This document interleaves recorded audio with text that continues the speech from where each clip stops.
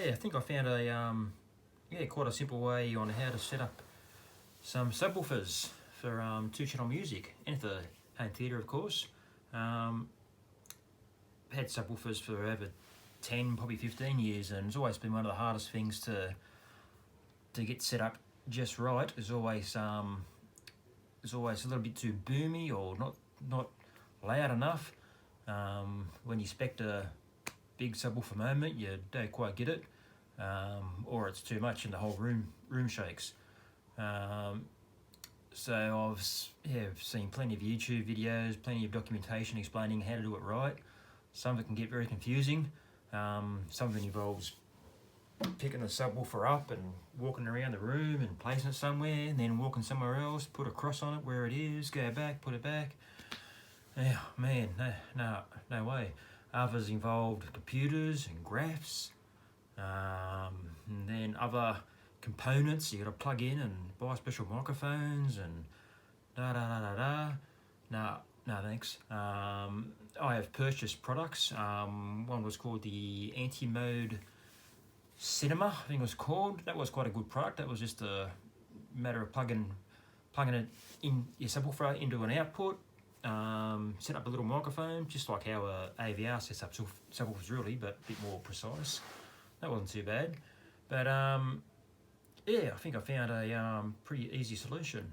So I'll turn the camera around and Right, so we got SVS subwoofer. This is the SVS PB1000 ported.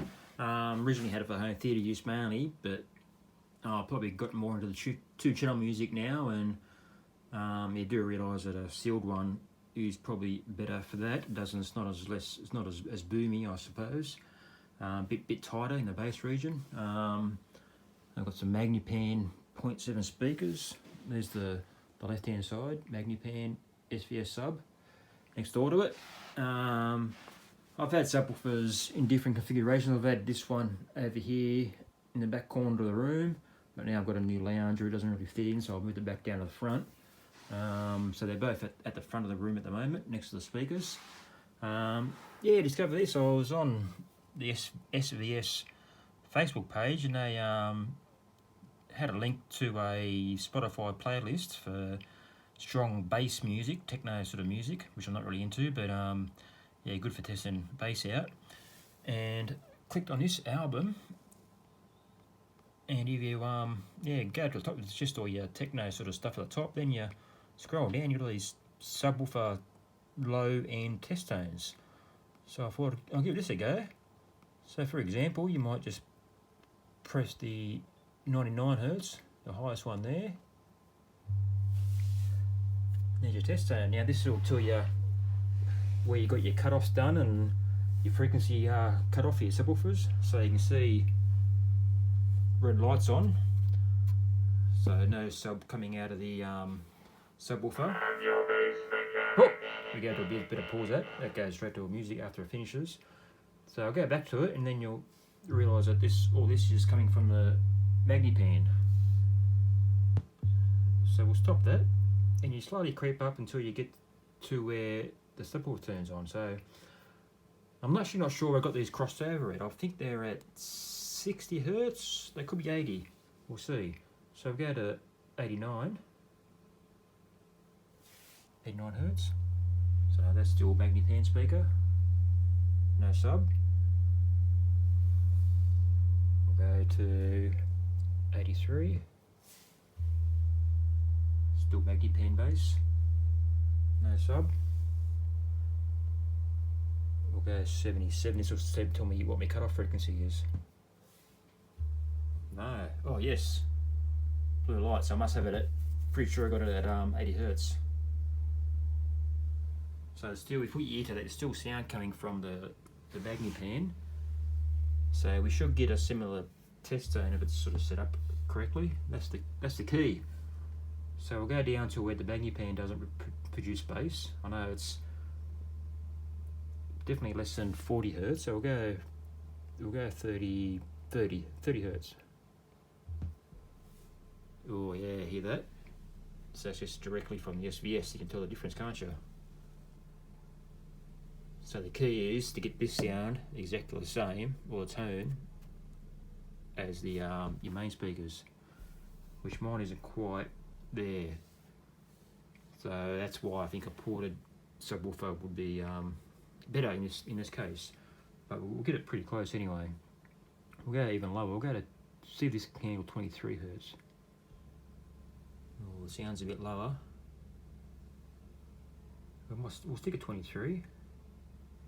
And what we'll do, we'll repeat it so it keeps on playing. So now I want to turn the subwoofer up. Well, that's starting to shake. So maybe that's a bit too low. I'll go 27 hertz. That's still all less vesicles. Wonder where they mix in. Oh, 36. That's a bit of a sweet spot. That's where they're both working together. So anyway, the key is to get the subwoofer close to a match as your main speaker.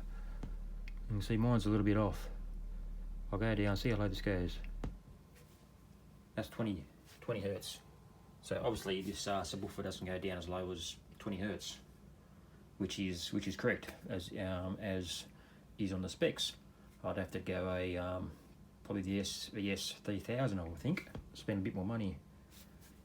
So anyway, now this is sort of going up on its own through the different tones. I'll go back up to 25. Yeah, that's that graph they talk about. So slowly getting louder and louder as the frequency gets a bit higher and higher. And that's that crossover you want to get right. So back up at 28. Alright, that's 30 hertz. So you want to get that volume pretty much the same as this speaker when it's on 90 hertz. Go back to 90, or even 80, or even, yeah, above 80 anyway, 98. And you can see the Magnipan bass is a bit more of a higher pitch. So, yeah, that's a good way to match a subwoofer up with a main speaker. So,